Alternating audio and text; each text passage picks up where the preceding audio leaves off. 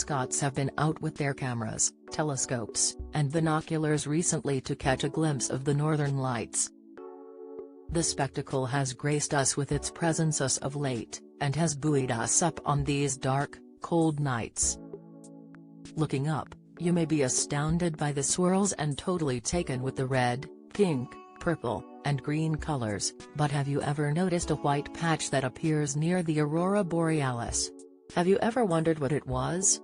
Science has come to the rescue to answer your phenomena-related questions through an article published in the journal Nature Communications, which explores a structured continuum emission associated with aurora borealis.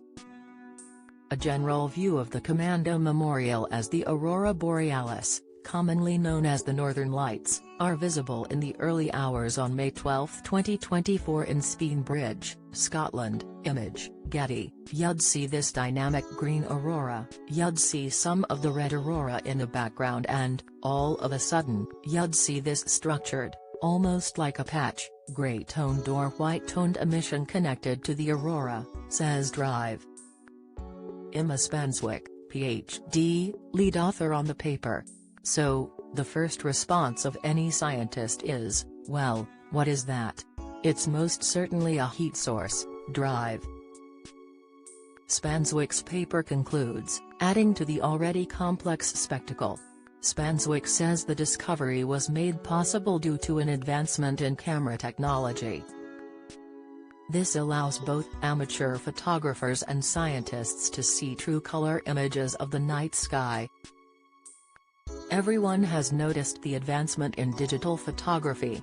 Your cell phone can now take pictures of the aurora, she says. That has flowed to the commercial sensor market now. Those types of sensors can now be found in more commercial, more robust sensors that we would use in science. The aurora borealis, more commonly known as the Northern Lights, occurs when solar winds drive charged particles from the sun which strike atoms and molecules in Earth's atmosphere, causing the light show. Image, Getty. The team's research was sparked by fresh interest in continuum emission with the discovery and observations of the long, glowing ribbon of purple light known as STEVE, strong thermal emission velocity enhancement. There are similarities between what we're seeing now and STEVE, Spanswick explained. STEVE manifests itself as this mauve or grey-toned structure.